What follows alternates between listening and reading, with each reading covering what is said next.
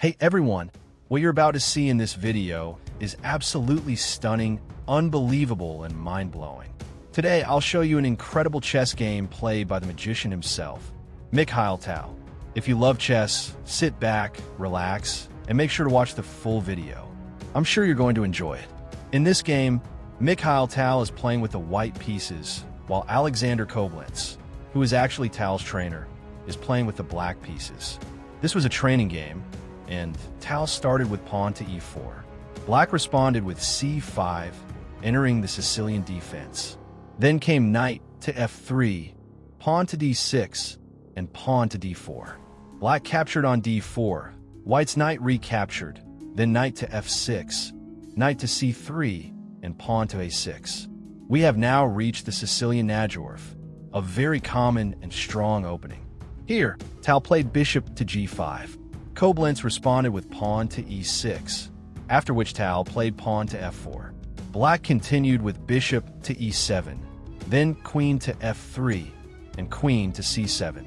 After this, Tal castled queenside, while Koblenz developed his knight. Usually, in this position, white plays pawn to g4, but in this game, Tal chose bishop to e2 instead. Now, black attacked the bishop, forcing white to retreat it.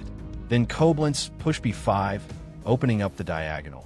Tal immediately struck back with pawn to e5, attacking both the rook and the knight at the same time. Black was ready for this and played bishop to b7, attacking white's queen. Now we've reached a critical moment in the game, and here's where the fun begins. In this position, most players would save their queen, but Tal had something else in mind. Instead of moving his queen, he captured the knight on f6, sacrificing his queen. That's Mikhail Tal's first sacrifice in this game. Koblenz, of course, captured the queen, and in return, Tal took the bishop. Now both black's rook and bishop were under attack, so Koblenz played pawn to d5 to save his rook. Now, how should white continue? If Tal takes the bishop right away, black can give a check with his queen. After king to b1, black would then capture the bishop, gaining a huge material advantage. That's why Tal didn't take the bishop here. Another interesting move would be pawn takes g7, threatening the rook, but Tal didn't go for that either. Instead, he played another brilliant sacrifice. Knight takes e6, giving away his knight. What a fantastic move. He's attacking the queen while also opening up black king.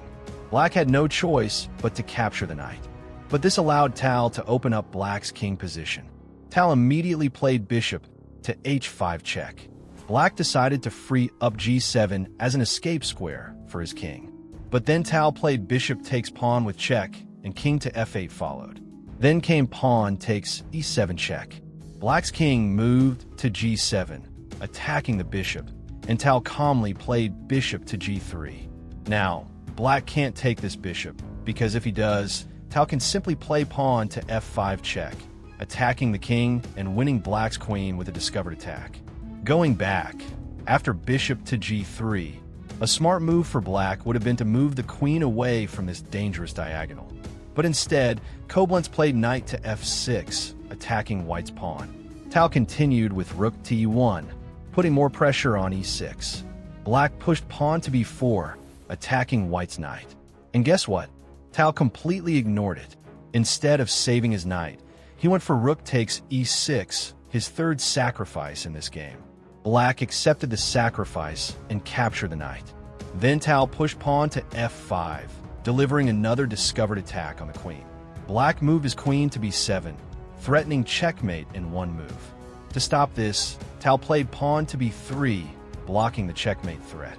Black moved queen to d7, trying to bring it closer to his king. But then Tal played bishop to e5, pinning black's knight. At this point, Koblenz realized that his position was falling apart. He sacrificed his queen, exchanging it for white's rook. White captured back with the pawn, and then black's king took the bishop. Right now, Tal is down a rook, but he has two incredibly strong pawns marching forward. He wasted no time and played rook to f1, attacking the knight. Black couldn't save his knight, so he moved it to h7, allowing white to trade his rook for a bishop. Now it was time for the game-winning move. If you want, pause the video here and try to find white's winning move. Got it? Well, Tal found the best move, rook to f8. The idea is simple. If black's knight captures the rook, pawn to e8 promotes to a queen, and white wins immediately. That's why black had no choice but to take with his rook. Then Tal played pawn takes f8, promoting to a queen. Black recaptured with the knight, and Tal continued with pawn to e7, attacking the knight. Now, if the knight moves, white will promote another queen and win the game. So, Koblenz played king to f7. Tal calmly captured the knight, and black recaptured with the king. After this, Tal played king to d1, and Alexander Koblenz resigned. The reason is simple. White will soon capture black's remaining pawns and easily win the game with his passed pawns. If you enjoyed this video, hit the like button and don't forget to subscribe to the channel for more amazing chess tricks and traps. Thanks for watching, and I'll see you in the next video.